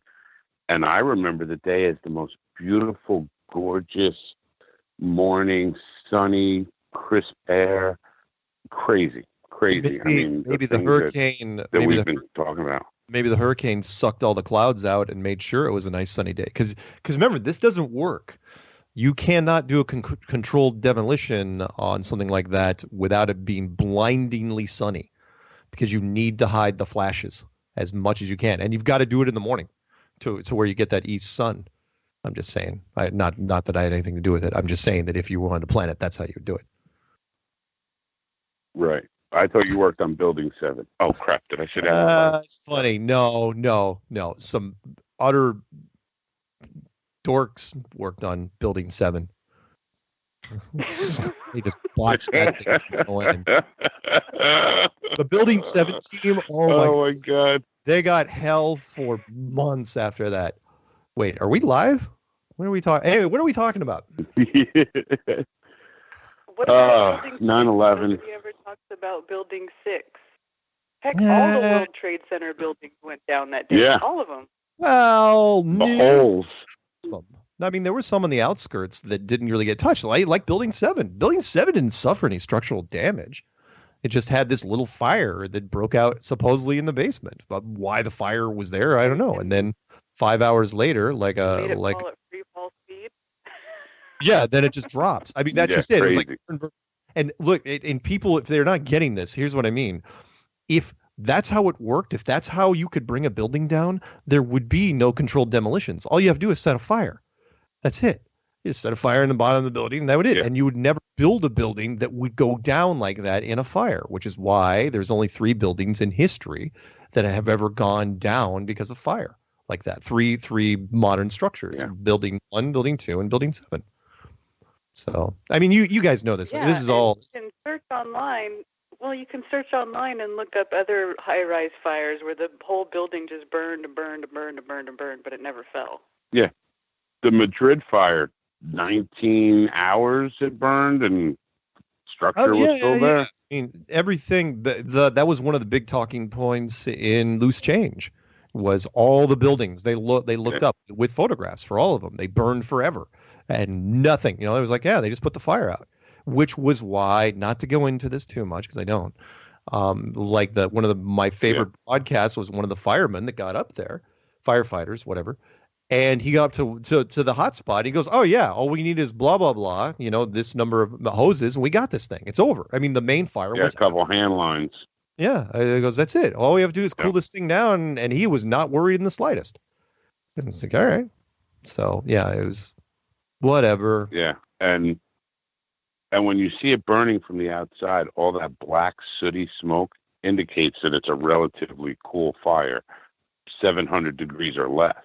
That's not melting steel. And I know that. I mean, that's one of our assessments. When we pull up on a house, we have to look and see what the smoke looks like. You do a 360, you walk around the structure, and that black smoke indicates that it's not burning that hot. Which is why they had so many things. Shanksville. They had that big engineer group that came out. Because initially, the government and other groups were trying to blame the engineer, blame the structure, saying, oh, yeah, the thing was totally going to go down. It was a death trap. And all the engineers are going, are you out of your minds? This thing was built to withstand artillery. There was nothing that was going to bring this thing, these things down. Well, I mean, one, you're talking lightning striking twice, I don't want to get into it. It's a whole nother discussion for another time, although I know 9/11. Yeah. You have other people. I know. Oh, and also the other gentleman who mentioned Oklahoma City is absolutely right. They definitely did that too, to hide other things and test and unbelievable. Sure. And in fact, they have a quote for you. Oh yeah, go ahead. Oh, they touched on what? Well, they did that in the one of the early X-Files movies. The first X-File movie, they blew up a building like Oklahoma City to hide other things, and it was really interesting how they did that. Isn't it strange how X-Files showed a lot of that stuff? Interesting. I have a quote for both of you before you give me your quote. It's from the Peanut Gallery. It is a puzzling thing. The truth knocks on the door and you say, go away, I'm looking for the truth. And so it goes away. Puzzling. So. Well, that kind of goes with mine. A person who won't read has no advantage over one who can't read. And that's Mark Twain. And I think that applies to how people are closed-minded. They don't even want to they want to condemn before even looking at anything. You know, just have an open mind. You can, tell me I'm a fool after, but at least look at it. Don't go right to the insults. Condemnation. All right. Without investigation is the height of ignorance. Anyway, I gotta say goodbye to you both because I've got a few calls I gotta pick up. Although lovely to talk to you both. All right. Love you both. Shout out to everybody. Shout out to you, Karen B. You're awesome. You rock. Go Beta. Oh gosh. Karen B, noted author and again former world-class adult film star. All right. On that note, we're gonna go. And the infamous phlebotomist. Bye. All right. See you guys. Good night. All right. Let's jump over to Virginia. Then we're gonna pick up California. Then I'm sorry. I'm not supposed to say states. 304-818-623, maybe 254. We'll see if we can get to it. Let's do 304 real quick. 304. 304? How am I supposed to follow those two? It's tough. I know. I'm sorry. No, it's not stage. You got the masters right in front of the 304 person from the land of Azeroth and the province of Stonewall.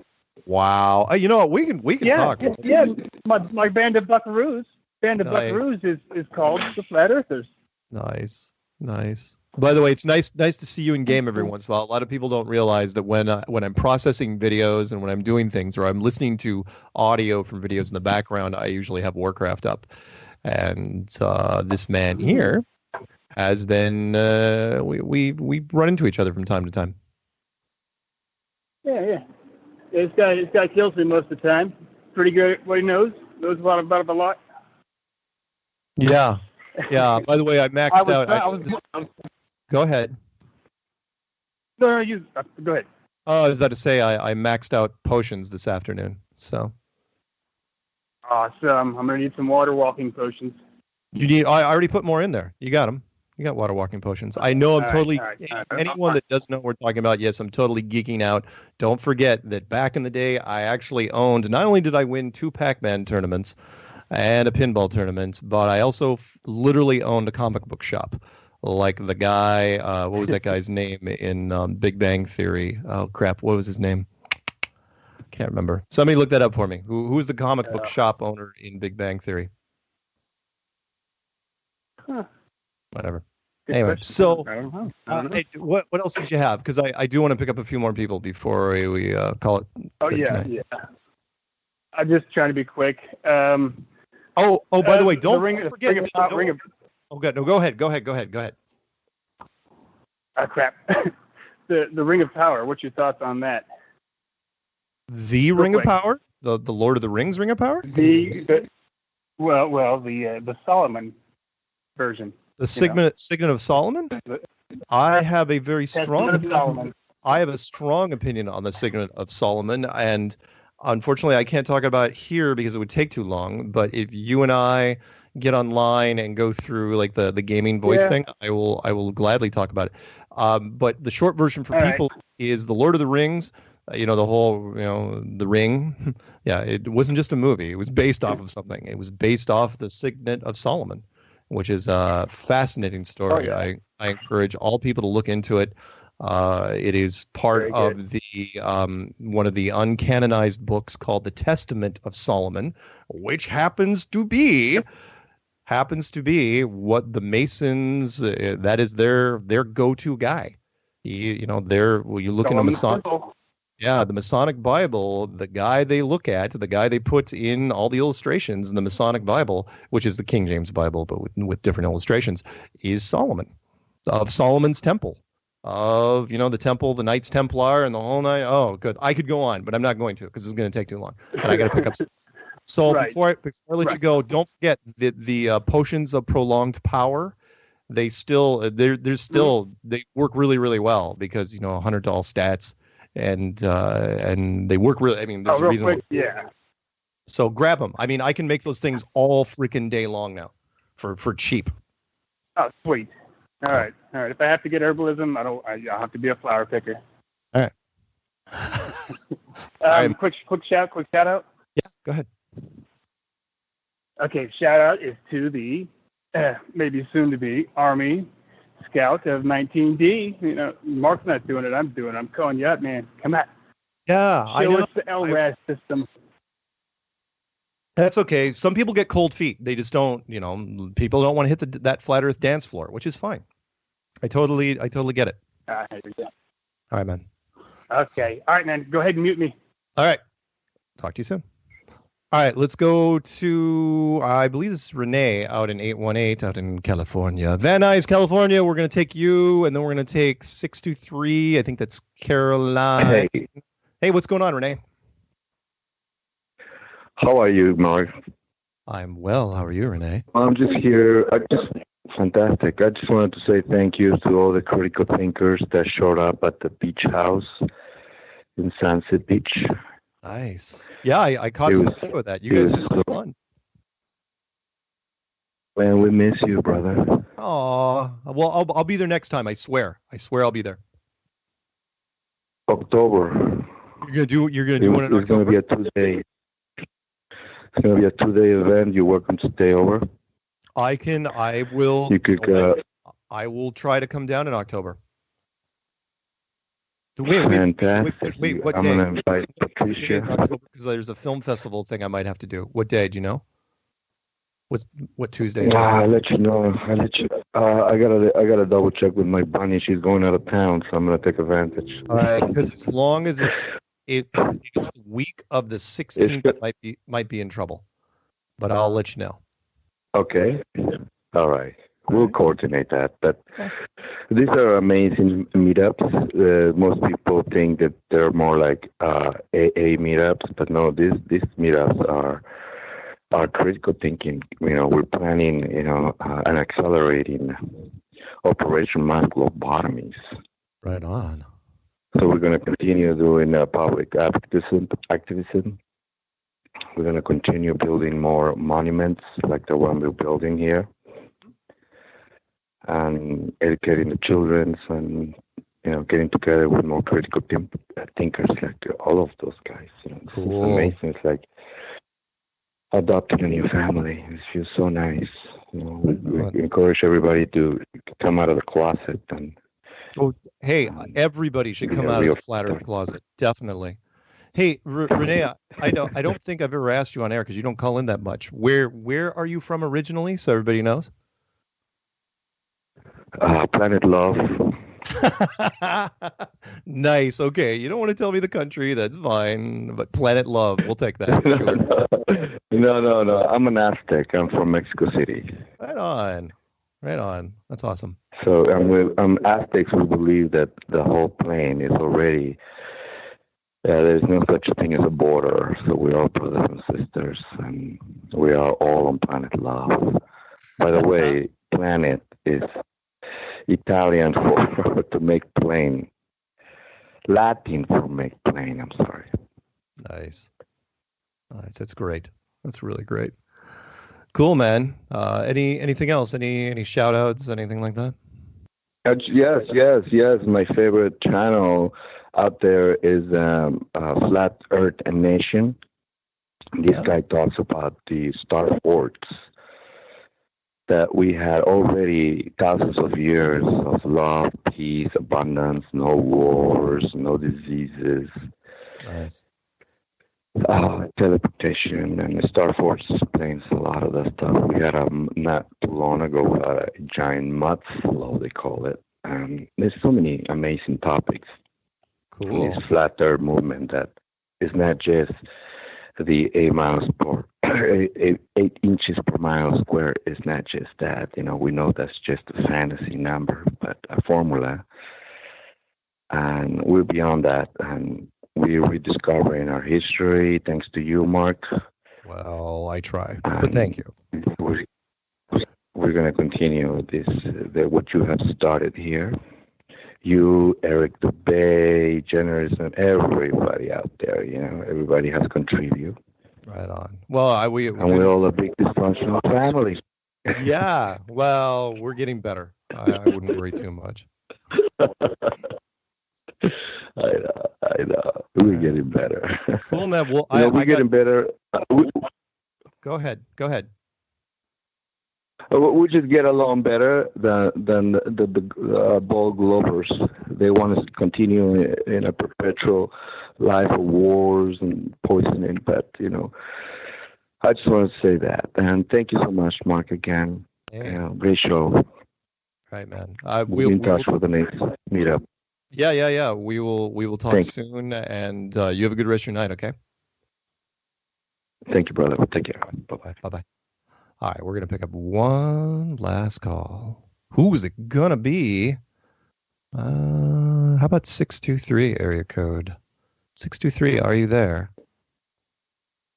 I am here. Hi, Mark. It's Caroline from Surprise. I guess I'm not allowed to say my state.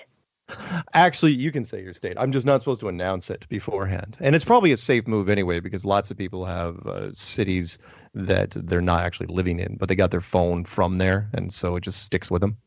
Like mine's from Boulder. Well, no, I don't want to be a phone bully.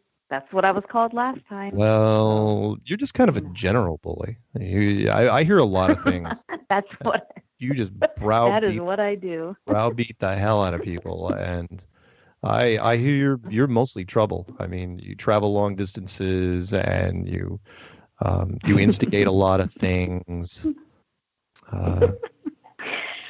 What, like lemon drop martinis? Yes, Yeah, or wine coolers in a cooler that you just carry with you. People are talking. They need to keep their mouths shut. What is the matter with people? I'm not talking about people, dear, but that's all right. Oh. I know. You're Hey, before I forget, wait, what? What are you going to say? Well, I was about to say your current interest is probably listening right now, so I'm not going to say too much. Oh, so shout out to Travis from The Plain Truth, also known as my current interest from Mark. What? I'm being delicate. What am I supposed to say here? So no, I also have a shout out. Before I forget, I want to shout out to Renee's bunny, Trudy, who allowed us into her house when she wasn't there on Saturday, and that was really sweet of her. Is Trudy one of us? Did I meet Trudy? I don't think I met Trudy, have I? She's not one of us, but she will be. You know how that goes. But I wonder if we should take care of her. She's on the outside, but Renee's a sweet guy, so I think he's going to bring her into the fold at some point. Yeah. Renee's got that Rico Suave thing happen. Yeah. Yeah. Yeah, he does. Yeah. So I'm going to follow up his really upbeat call with a downer. How long do I have? Why? Oh, seriously, you got 2 minutes. Don't be a downer. I was just going to say that I grew up loving this country, and because of my father being a fighter pilot, I was a patriot, and I loved everything about it. I thought we were the good guys. I believed everything that I ever heard about all the wars. And then come 2018, Flat Earth was my first conspiracy, which is hard for people to believe. And then, of course, that opens me up to everything else. And I start realizing that we are the evil empire, and it just made me really sad. So this is my first 9/11 realizing the truth. And so that it really sucks, but the truth is necessary at the same time. Right. So. Right. I actually have a quote for you, which is not a downer, which is from the Peanut Gallery. And the Peanut Gallery says, "My theory of evolution is that Darwin was adopted." And that's from Stephen Wright. Stephen Wright probably... That would explain everything. Yeah, Stephen Wright, probably one of the best thought comics ever. Would say things like, I bought some powdered water, but I didn't know what to add. I bought some batteries, but they weren't included, so I had to buy them again. Stuff like that. Okay, you got... well, actually, you got like 20 seconds, and then I got to kind of sign off. Anything else? Any shout-outs? Hey, so, no. Well, I just wanted to say I might be going to that film festival in LA on the 22nd. So, oh, cool! If you can make it, it's a couple weeks. I will only go to that film festival if the producers invite me. I mean, remember, I've already seen the film twice, so if they want me there, we'll see. We'll see. Anyway, but you're going to be here All right, all well, the way good show to tonight. Well, thank you. Are you going to the after thing? Or is Hor? I think Hori's doing I'm something probably right gonna, now, isn't he? I'm probably going to talk to my. Oh, my right. Travis, Your so. interest. Right. On that note, guys, I'll be here next week. Same flat time, same flat channel. Say goodnight, Caroline. Good night. Good night, Caroline. There you go.